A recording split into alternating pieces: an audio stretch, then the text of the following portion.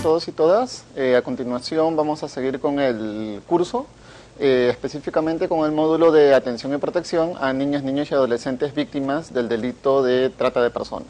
Mi nombre es Oscar Andrés Alba Arias, yo soy abogado de la Dirección General de Niñas, Niños y Adolescentes del Ministerio de la Mujer y Poblaciones Vulnerables.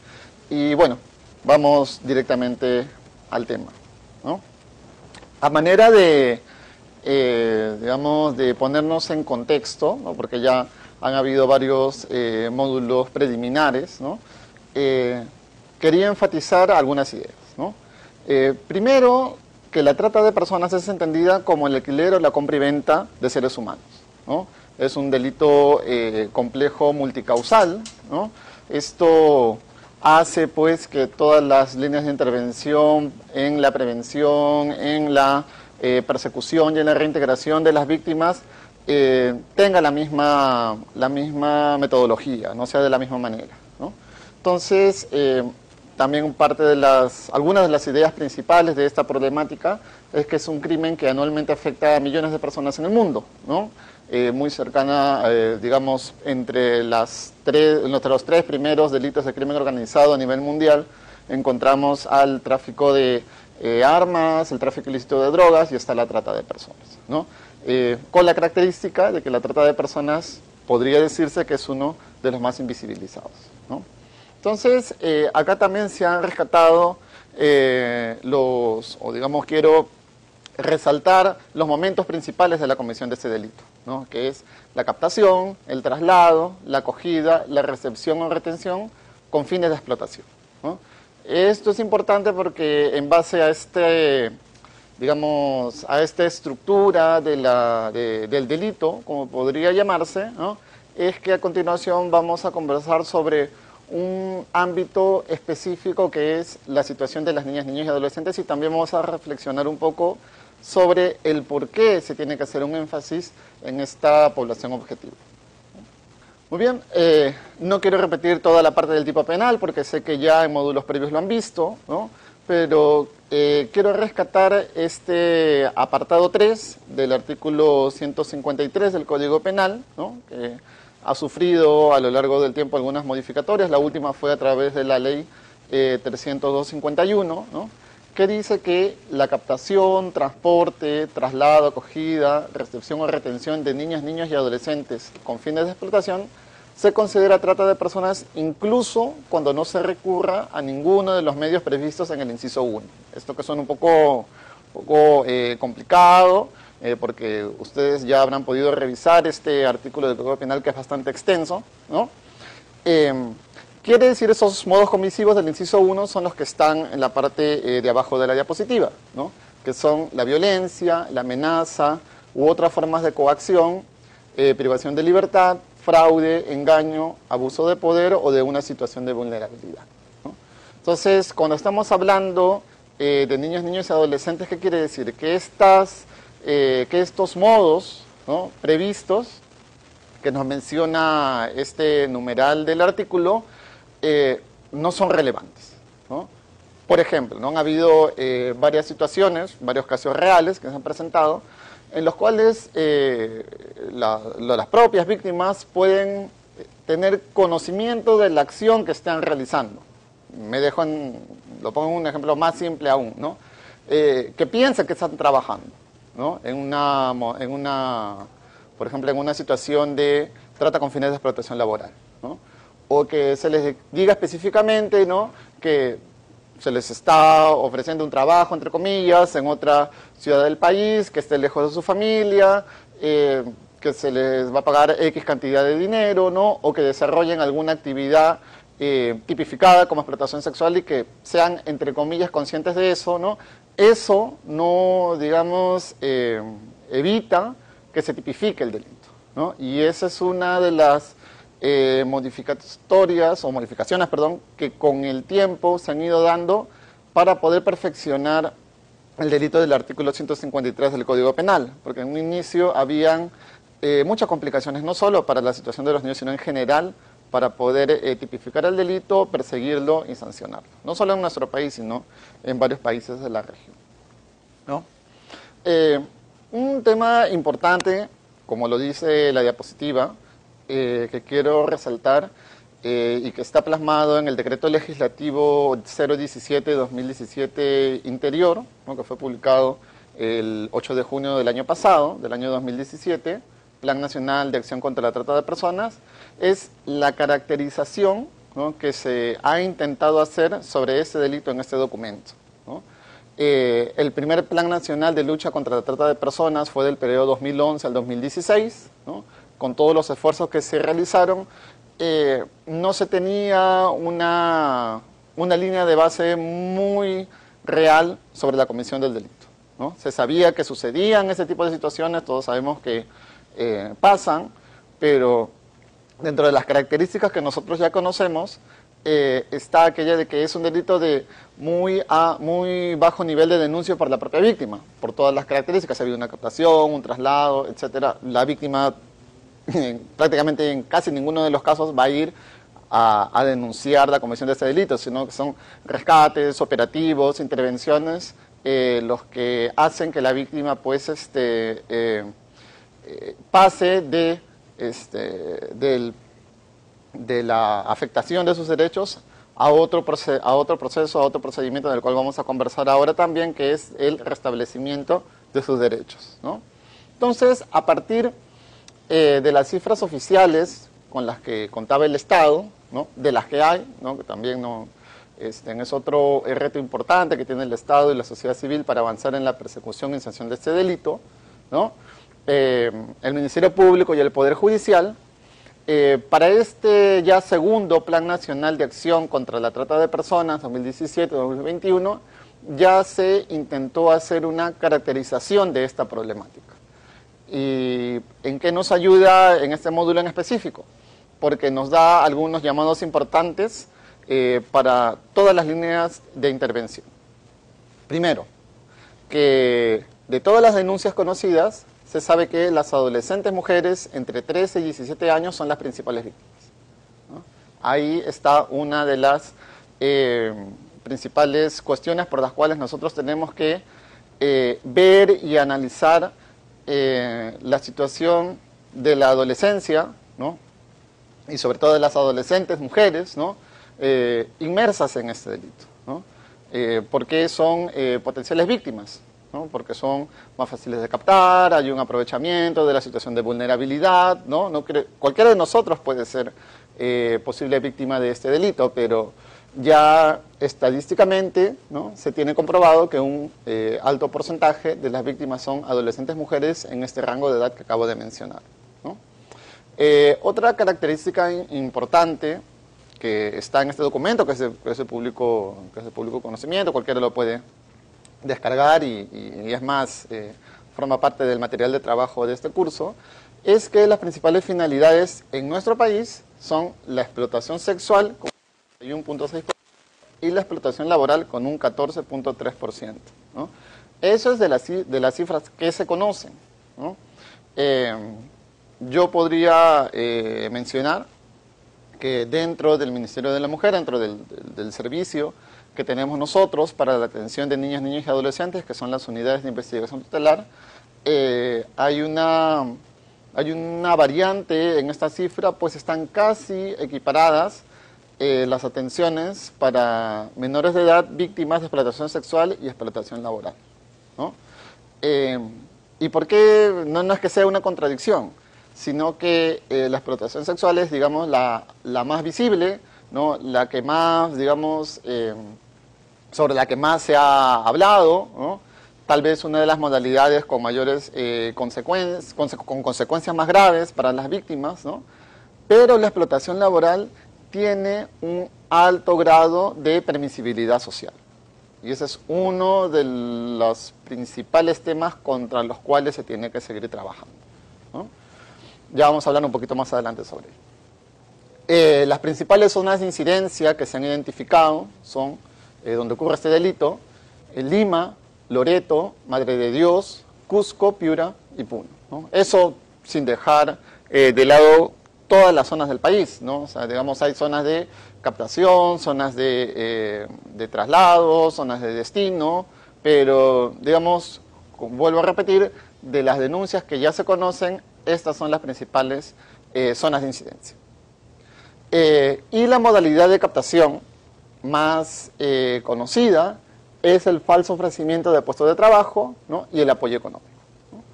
Entonces, esto ya nos ayuda un poco a encuadrarnos en la problemática y a saber por qué tenemos que tener presente esta intervención especializada tanto en la prevención, tanto en el abordaje a las víctimas que se necesita hacia las niñas, niños y adolescentes. Muy bien, a continuación yo sé que ya hemos conversado acerca de los fines de explotación, pero vamos a hacer una repetición de cada uno de ellos con este, digamos, énfasis en esta población objetivo, ¿no? En cuanto a la explotación sexual, ¿no? La explotación sexual es una finalidad, ¿no? Que actualmente ya está tipificada como delito en nuestro ordenamiento jurídico, ¿no? Esto ha sido recién a partir del decreto legislativo 1323, ¿no? Que lo define específicamente como el que obliga a una persona a ejercer actos de connotación sexual con la finalidad de obtener un aprovechamiento económico o de otra índole. Eso es un extracto tal cual, ¿no? de la conducta delictiva establecida en nuestro Código Penal, ¿no? ¿Qué quiere decir esto?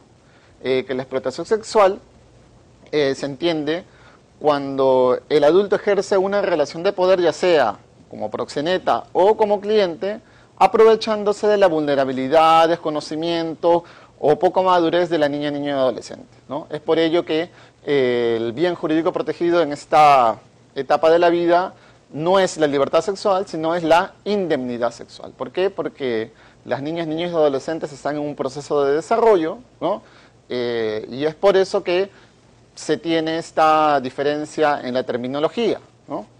En la práctica, también un mito sobre el cual se tiene que trabajar y también se tiene que revertir, es que nosotros hemos podido identificar en muchos casos que no solo las personas comunes, sino muchos operadores también identifican que cuando la adolescente, centrémonos en un grupo, en una adolescente mujer, que es explotada sexualmente en un bar, en un nightclub, ¿no? Cuando es consciente del trabajo, entre comillas, vuelvo a repetir, que está realizando, ya no es una conducta que puede ser perseguida y sancionada, ¿no? Igual sigue siendo explotación sexual, ¿no?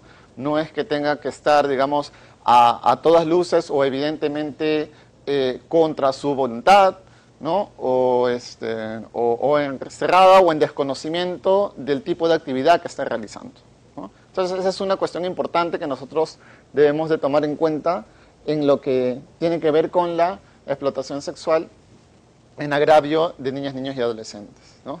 Y es por eso, ¿no?, que en la lámina ustedes pueden identificar que está un llamado en negritas de que este tipo de acciones en agravio de menores de edad no es prostitución, porque al estar en proceso de desarrollo, ellas y ellos no tienen la libertad de poder ejercer esa actividad, que para los adultos, digamos, no es sancionada siempre y cuando no haya una tercera persona que se esté aprovechando de esta situación, sino que es explotación sexual, ¿no?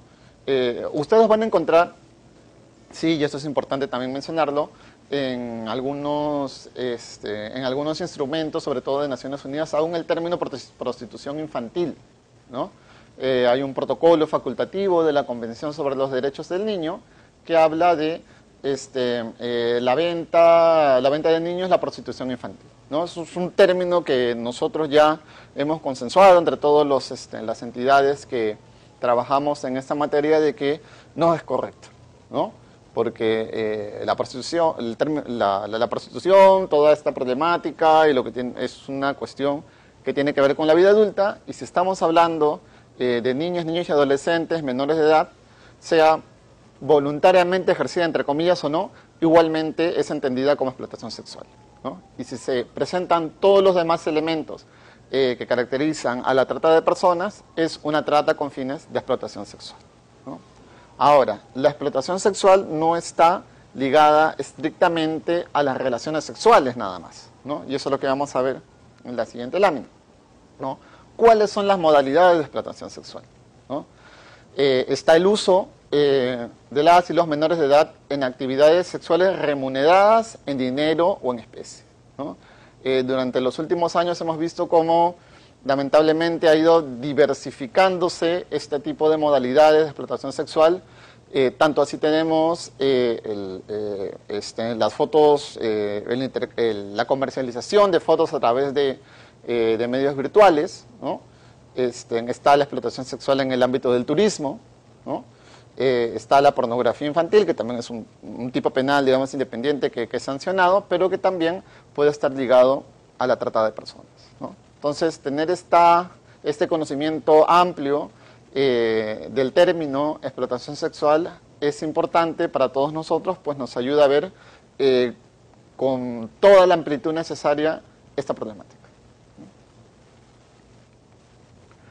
Ya les mencionaba hace un momento sobre la explotación laboral, ¿no? Que es un fin, ¿no?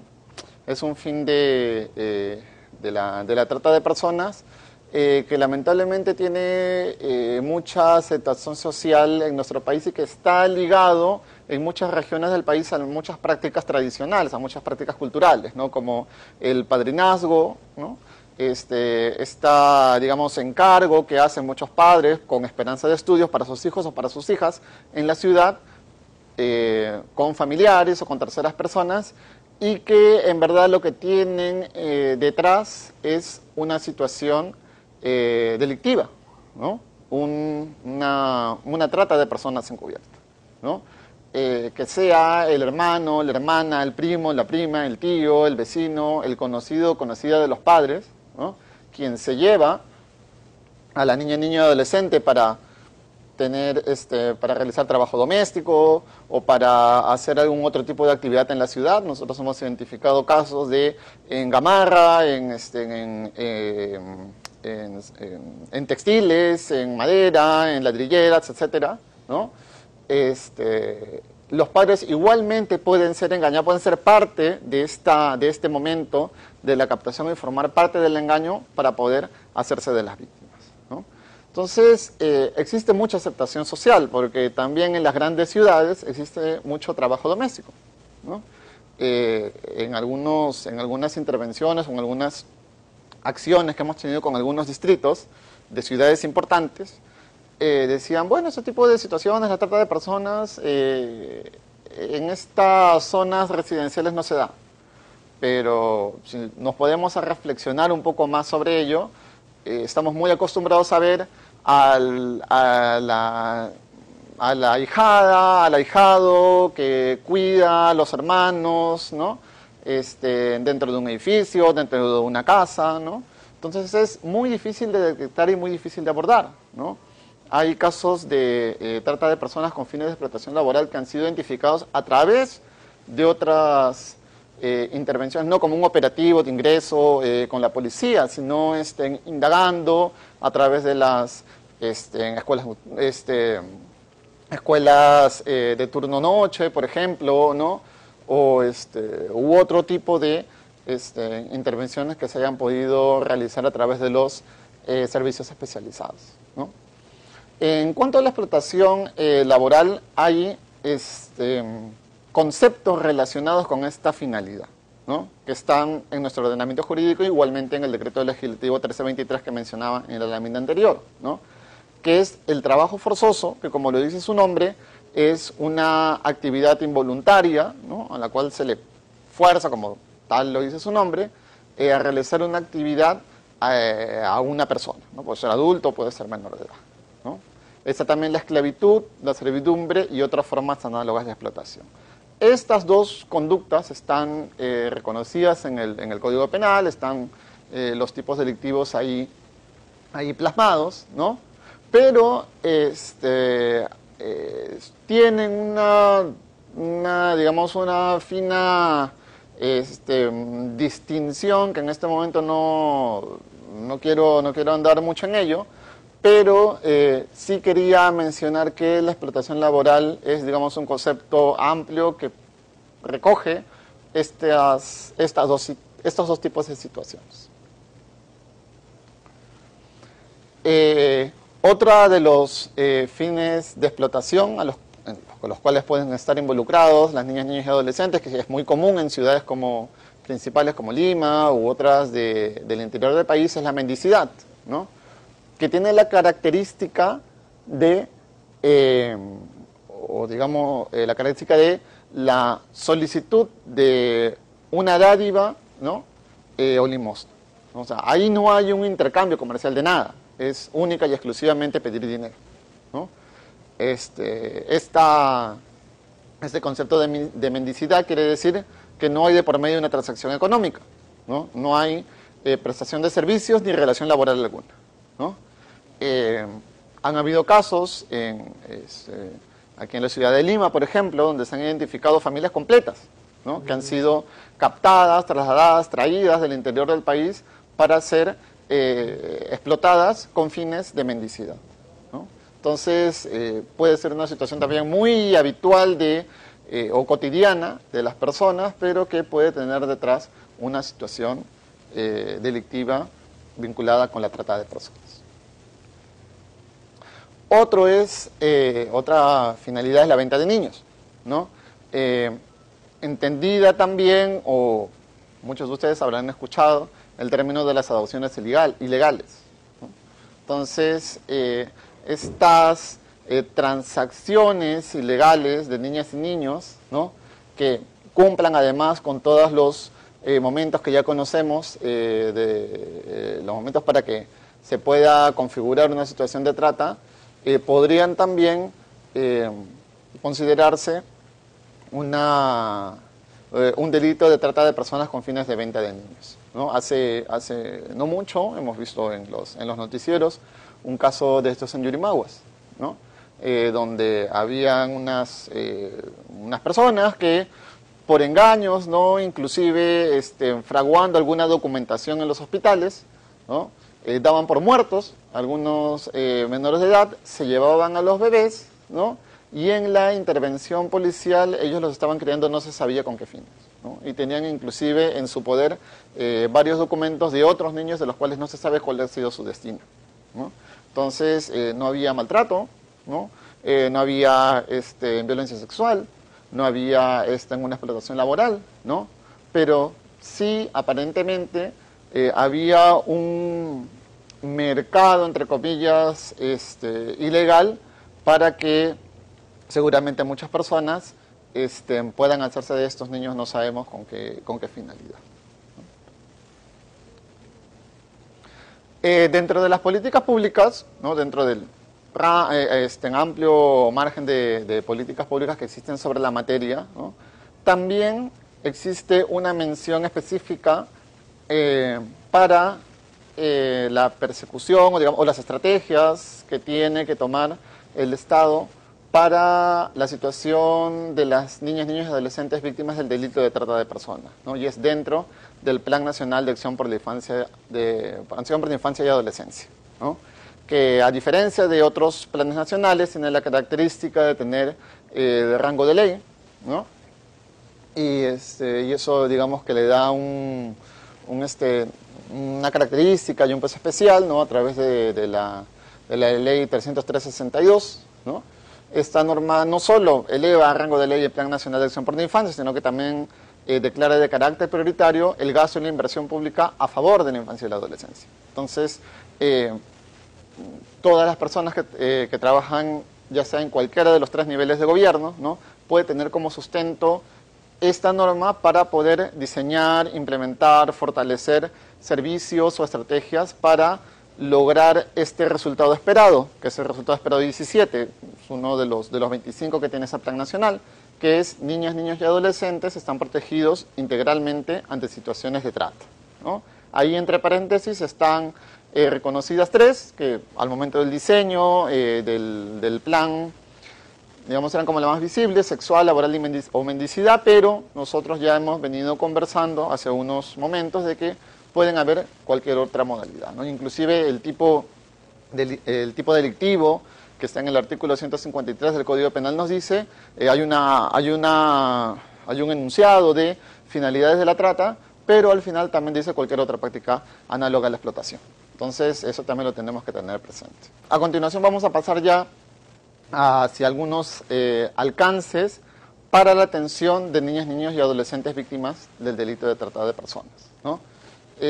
Acá esta lámina, bueno, ustedes la van a tener a la mano, pero yo quería mencionar como parte de los documentos importantes que tienen que ser, digamos, como los documentos guía de todo operador, de toda persona que trabaje esta materia, así como es el protocolo de Palermo, la ley 30251, aquí está la ley 28950 y su reglamento, ¿no?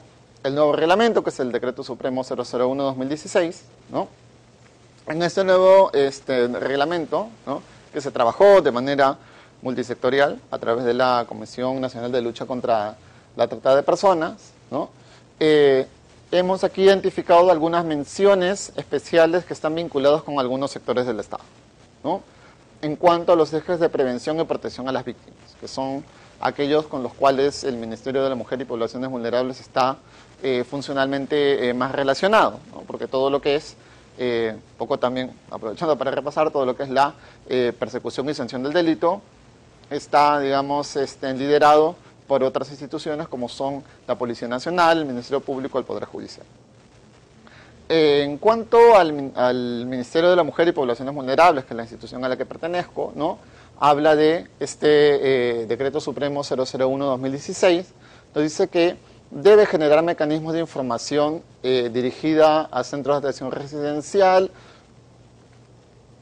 agencias nacionales, internacionales de adopción, de padres biológicos, preadoptantes, ¿no?, seguimientos postadoptivos. En sí, ¿no?, se hace una enumeración de diferentes servicios que tienen que ver con la custodia temporal o permanente de niñas, niños y adolescentes, ¿no?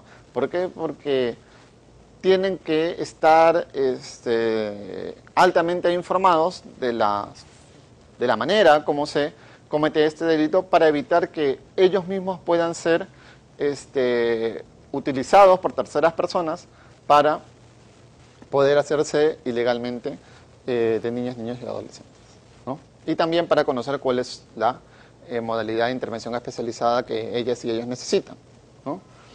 Está el Ministerio de Educación, ¿no?, que, digamos, juega un rol fundamental, porque ya veíamos en la caracterización del delito, ¿no?, que si es que hay un alto porcentaje de víctimas o potenciales víctimas adolescentes, ¿no?, la labor preventiva tiene que trabajarse desde la escuela, ¿no?, porque es la escuela el espacio en el cual pasan más horas al día, ¿no?, pasan mucho más tiempo, ¿no?, y donde la labor docente puede ser un gran acompañante para tratar de reducir, ¿no?, estas posibles formas de captación, que son muy diversas, ¿no? Puede ser la promesa de empleo, la seducción, puede ser la oferta económica. Han habido casos en los cuales se les ofrecían a las adolescentes financiar de las fiestas de 15 años, viajes de promoción, etcétera, ¿no? Pueden ser múltiples maneras a las cuales se acercan a las potenciales víctimas para poder ganarse su confianza y finalmente pasar por todos los puntos que ya hemos mencionado y finalmente llegar a ser explotadas o explotadas en cualquiera de las modalidades que ya hemos ido mencionando. Al Ministerio de Transportes y Comunicaciones se le hace, digamos, una mención especial dentro de este nuevo reglamento para que supervise el cumplimiento del transporte de menores de edad, ¿no? ¿Por qué? Porque ahí nos damos cuenta que se está haciendo un énfasis hacia uno de los momentos de la trata de personas, que es el traslado, ¿no? Entonces, controlar, ¿no?, o digamos tener un conocimiento certero de con quiénes viajan las niñas, niños y adolescentes en los transportes aéreos, en los transportes terrestres, en los transportes fluviales, ¿no?, lo que va a hacer es aminorar la posibilidad de que hayan traslados ilegales, ¿no?, y que potenciales victimarios puedan hacerse de víctimas de este delito. Es un poco cerrar los frentes para que esta situación se puedan dar cada vez menos, ¿no? Es algo contra lo que se viene trabajando mucho. No se ha avanzado mucho con las empresas formales, ¿no? Pero sabemos que el país tiene un alto grado de informalidad y además depende también mucho de la zona geográfica, ¿no? En la zona de la selva, por ejemplo, ¿no? El transporte, hay zonas donde la única manera de ir de un lugar a otro es a través del transporte fluvial. Entonces, regular o digamos tener control sobre esos espacios es bastante complicado, pero es algo sobre lo cual se tiene que trabajar, ¿no? Porque digamos espacios donde el Estado no está, falla o es débil son los espacios a través de los cuales las tratantes, los tratantes, ¿no? van a ir aprovechando para poder cometer ese delito. Está el Ministerio de Relaciones Exteriores, ¿no? Que tiene una mención en cuanto a colaborar con las víctimas de trata de personas para poder llegar a ser identificados, ¿no? Han habido muchos casos de detenciones de niñas, niños y adolescentes extranjeros en nuestro país, ¿no? De Colombia, de Ecuador, de Bolivia, ¿no? Países vecinos, ¿no? Que justamente por las características fronterizas que tenemos han sido aprovechadas por estas redes y terminan pues en situaciones de explotación en nuestro país, ¿no? Entonces en ese caso el Ministerio de Relaciones Exteriores, al igual que los consulados del país de origen de cada niña, niño y adolescente, resultan vitales para poder empezar a trabajar todo la cadena de acciones para poder restablecer el derecho de ellas y ellos a que puedan vivir en un entorno familiar idóneo. Está el Ministerio de Comercio Exterior y Turismo. Ya vimos que una de las modalidades de explotación sexual es la explotación sexual en el ámbito del turismo. Entonces, es importante su participación para poder tener una acción preventiva y también de control, por ejemplo, en los lugares de esparcimiento nocturno, en los hoteles, ¿no? Para poder disminuir o para poder sancionar inclusive, ¿no? Con las potestades que esta entidad tiene, ¿no? La explotación sexual de niñas, niños y adolescentes, y así lo dice el reglamento, ¿no? Hay una mención también al Ministerio de Trabajo y Promoción del Empleo, ¿no? Tiene una entidad importante dentro de su estructura, que es la Superintendencia Nacional de Fiscalización Laboral, que es la SUNAFIL, ¿no? Que ayuda para justamente prevenir y sancionar, identificar y sancionar situaciones de trabajo infantil, de explotación laboral, ¿no? Entonces también se vuelven actores importantes para poder proteger a este público objetivo, ¿no? Esto ha sido un repaso así muy rápido de los principales actores que están mencionados en este nuevo reglamento aprobado en el año 2016, ¿no? Pero que, como ven, tantos actores, tantas intervenciones ameritan pues una articulación importante, y es por eso que ahí cobra vital importancia la Comisión Nacional de Lucha contra la Trata de Personas. En cuanto a esta, o digamos, en aras de afinar esta labor de articulación entre los sectores, cada uno a través de sus competencias, pero con un único objetivo, que es proteger a las niñas, niños y adolescentes de la comisión de este delito, es que igualmente en el año 2016 sale otro documento, casi digamos a la par que el nuevo reglamento de la ley 289/50, que es el protocolo intersectorial para la prevención y persecución del delito y la protección, detención y reintegración de víctimas de trata de personas, ¿no? Entonces es un documento bastante extenso. Sí, digamos, antes había en esta articulación, en este ánimo de trabajo entre todos los sectores del Estado, poco de, digamos, dispersión en saber, una entidad tenía sus competencias funcionales, yo tenía mis competencias funcionales, algunas tal vez estaban repetidas o no se entendían muy bien. O sea, lo que hace este documento es explicar de manera más clara cuáles son las funciones según la línea de intervención de cada entidad del Estado, de los 3 niveles de gobierno, nacional, regional y local, ¿no?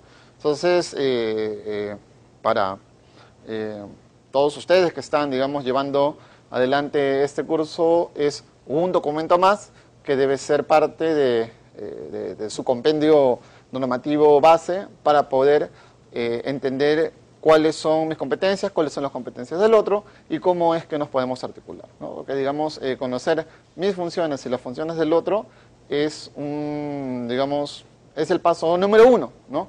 Para poder llegar a una articulación efectiva. No se trata únicamente de conversar, sino que se trata de armar una red efectiva, ¿no? De prevención, protección y reintegración de los derechos de las víctimas.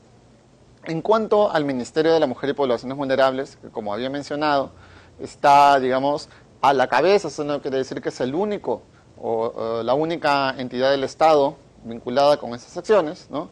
Pero sí tiene competencias bastante claras en cuanto a esos 3 puntos que están en la lámina, que es la prevención del delito de trata de personas, ¿no?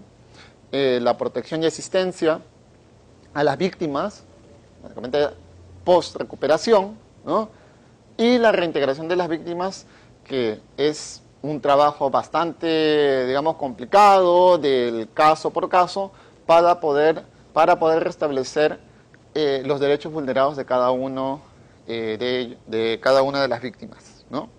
Entonces, esta labor de reintegración es, digamos, un elemento sobre el cual se está haciendo bastante énfasis y sobre lo cual también se tiene que conocer que esta, digamos, reintegración no es solo sacar del ámbito de explotación a la víctima, ¿no? Se tiene que tener un enfoque de derechos, ¿no? Ya, cuando hablamos de enfoque de derechos, hablamos de que nosotros tenemos que tener a la vista, o tenemos que tener el panorama de todos aquellos derechos que podrían haber sido vulnerados ante una situación de trata de personas con algún fin en específico, ¿no? Que van desde pueden ser la identidad, la educación, puede ser efectivamente la libertad, ¿no? Dependiendo de la situación como se presenta, ¿no?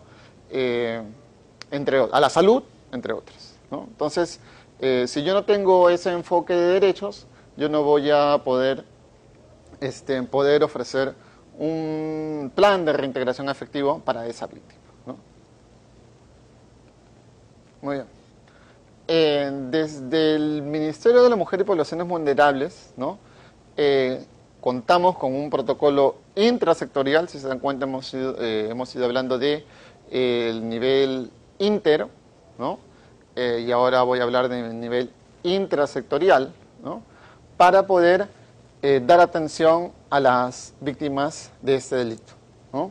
Este protocolo intrasectorial fue aprobado a través de la resolución ministerial 203/2014, hace 4 años casi, ¿no? Está, digamos, permanentemente en revisión, pero se los traemos aquí porque es nuestro instrumento de trabajo vigente, ¿no? Cuyo objetivo es orientar las acciones y procedimientos a seguir por los órganos de línea del Ministerio y programas nacionales del Ministerio de la Mujer y Poblaciones Vulnerables para abordar esta problemática, ¿no? Porque tanto como el Ministerio de la Mujer, cualquier otra institución no está conformada por un solo órgano, ¿no? Sino que hay entonces este tipo de reflexión, trabajo, instrumentos nosotros consideramos que deberían ser también adoptados por todas las entidades que tienen que ver con esta, ya sea con la prevención, ya sea con la persecución, con la sanción o la reintegración de las víctimas del delito de trata de personas, ¿no? Muy bien, en cuanto a nuestro protocolo intrasectorial, ¿no? Pues lo que busca, ¿no? Es poder lograr una atención oportuna, eficaz y eficiente de una víctima de trata de personas, ¿no? Sea adulta, sea menor de edad, ¿no? En esta, digamos, lógica de tener una intervención especializada para las niñas, niños y adolescentes, es que dentro de este documento ustedes van a poder encontrar en la parte inicial, digamos, en todos los considerandos generales, ¿no?, que tienen que ver con ese delito, pero ya hacia más adelante en el documento van a encontrar las especificaciones o en el abordaje que se necesita cuando una víctima es adulta o es menor de edad, ¿no?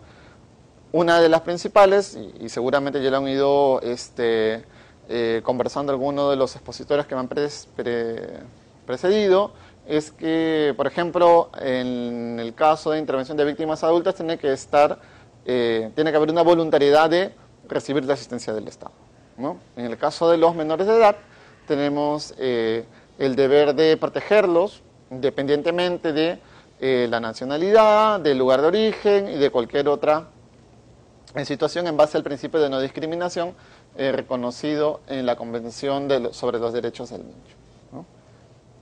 Entonces, este es el esquema general con el que contamos nosotros para atender a las víctimas de trata de personas, intrasectorialmente, pero como pueden ver ustedes ahí, también hay alguna mención a otras instituciones que no son parte del Ministerio de la Mujer y Poblaciones Vulnerables, ¿no?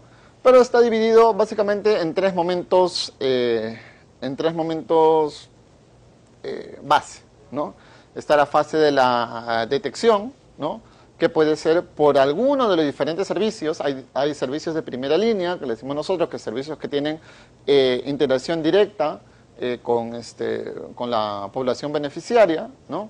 Entonces, como les decía, hay algunas situaciones que se han identificado, no necesariamente porque la víctima decía, yo aquí soy una víctima, por favor rescátame, ¿no?, sino que, por ejemplo, se intervenía a partir de la orientación, se encontraba a una víctima en la calle, vendiendo, trabajando, entre comillas, ¿no? Y a partir del abordaje que hacían los y las profesionales, se identificaba que efectivamente no era de la ciudad, había sido traída por otra persona, estaba viviendo en un lugar en particular, el tipo de remuneración, no recibió una remuneración o le tenían una deuda, como ya conocen ustedes, una práctica común de las y los tratantes es generar una deuda grande, ¿no?, respecto de las víctimas. Entonces, ahí radica la importancia de que las y los operadores conozcan todas estas características que rodean a la comisión del delito de trata de personas, porque si no, podría haber pasado como una situación común de un adolescente que por circunstancias de la vida tal vez podría estar trabajando, pero gracias a que se ha ido fortaleciendo las capacidades de estos operadores es que se ha podido efectivamente identificar que no era pues ningún tipo de trabajo, perdón, sino que se trataba de una situación de trata de personas en las diferentes modalidades, ¿no? Entonces, luego de identificado, es que ya interviene en la fase de denuncia y asistencia, por supuesto el Ministerio Público, que es, digamos, el titular de la acción penal, ¿no? Entonces, toda la parte de la investigación penal empieza a pasar por ahí, y dependiendo de la situación de la niña, niño y adolescente, ¿no?, es que ya empiezan o pueden empezar a intervenir otros servicios que el Ministerio de la Mujer y Poblaciones Vulnerables tiene, ¿no? Si nos ponemos a analizar un poco la forma como se comete el delito de trata de personas, si es que ha habido una captación, un traslado, para una recepción, para un fin de explotación, en un lugar que no es su lugar de origen, ¿no?, esa niña, niño, adolescente no está con su familia, ¿no? Y es ahí donde intervienen las hoy llamadas desde hace algunos días unidades de protección especial, muchos los conocerán como unidades de investigación tutelar, que son servicios que dan medidas de protección temporal a niñas, niños y adolescentes en situación de desprotección familiar. ¿Qué quiere decir esto? Que no tienen a sus referentes familiares en ese momento, ¿no? Esta, digamos, función es mixta, es compartida con los juzgados de familia en otras zonas del país, ¿no? Estas unidades de protección especial Existen en Lima, en la jurisdicción de Lima, Lima Este, Lima Norte Callao, en la ciudad de Huancayo, en Arequipa, en Cusco, en Piura y en Madre de Dios. En Puerto Maldonado, no en todo Madre de Dios, sino en Puerto Maldonado, ¿no? Y donde no hay unidades de protección especial, ¿no? Que como le mencionaba, hasta hace poco se llamaban unidades de investigación tutelar, ¿no? La competencia la tiene en los juzgados de familia, ¿no? Esta, digamos, función o esta competencia tutelar es un mandato que tiene el Ministerio para ser asumida a nivel nacional hace varios años, solo que digamos, se encuentra en un proceso de desconcentración y se espera, ¿no?, que progresivamente se vaya asumiendo en todo el territorio nacional, ¿no? Entonces, ahí vemos que hay dos situaciones que podrían cruzarse, ¿no? La situación de víctima del delito de trata de personas y la situación de desprotección familiar, ¿no? Si es una niña, niño o adolescente víctima del delito de trata de personas, que además se encuentra en una situación de desprotección familiar, es que tendría que pasar por esos servicios para que se dicten las medidas de protección, ¿no?, que pueden ser, dadas las características del delito, puede ser el acogimiento extraordinario por un tercero, el acogimiento familiar, o, digamos, en la mayoría de los casos van a centros de atención residencial, que deberían ir el menor tiempo posible, porque se tiene que buscar a sus familiares para que puedan retornar a su familia y poder restablecer el derecho. Siempre y cuando, y eso es importante también mencionarlo, y esto es, es donde empieza a jugar esta intervención multisectorial, es que el Ministerio Público, por ejemplo, es el que advierte a estas unidades si es que los padres están involucrados o no en la comisión del delito. Porque si estuvieran involucrados, no se trata, porque han habido algunos casos de rescates que el día siguiente aparecen los padres, pero por alertas del Ministerio Público es que nos dicen, un momento, estas personas están siendo investigadas porque aparentemente han también participado o han sido quienes han llevado o expuesto a la niña, niño y adolescente a esta situación delictiva. Entonces ya no podrían retornar inmediatamente, se tendría que buscar una familia extensa, ¿no? Ahí vemos, por eso es que vemos la importancia del Ministerio Público en este esquema, ¿no? Y tiene que haber tanto un ida y vuelta de información. Y es por eso que también se están trabajando protocolos específicos, ¿no?, entre el Ministerio de la Mujer, la Unidad de Poblaciones Vulnerables y el Ministerio Público, Unidad de Víctimas y Testigos o Fiscalías Especializadas, para poder hacer lo más eficiente posible este intercambio de información, ¿no? Porque una falla en esa relación, ejemplo, que yo les estoy dando, podría generar que una niña, niño o adolescente retorne a un entorno familiar que fue el que generó que sea llevada por un victimario o una victimaria del delito de trata de personas, ¿no? Dicho esto, también quiero mencionar que la otra cara de la moneda u otra circunstancia que también se da es que las familias son igualmente engañadas como la víctima, ¿no? Ejemplo del padrinazgo, por ejemplo, ¿no? El familiar que se acerca con una promesa de estudios o de trabajo en la ciudad, ¿no? Entonces tampoco ahí necesariamente habría por qué cuestionar el rol de cuidado parental de esos padres, ¿no? Entonces vemos cómo el caso a caso tiene que ser muy cuidadosamente analizado para poder llevar adelante esta ruta que, digamos, es una ruta tipo, no quiere decir que se tienen que cumplir todos los pasos, ¿no? Si ha habido una detección, se llega a la denuncia y el Ministerio Público advierte que los familiares no están, digamos, inmersos en la comisión del delito, inmediatamente la niña y adolescente podría volver, o debería volver con sus familiares, ¿no? No se puede tampoco forzar a que pasen por todos estos momentos que están establecidos aquí en el esquema, ¿no? Sino que hay que analizarlo para no volvernos nosotros, en aras de la protección, igualmente agentes que limitan los derechos de las propias víctimas, ¿no? Muy bien, esa es eso es todo lo que quería compartir con ustedes en este momento y bueno, muchas gracias.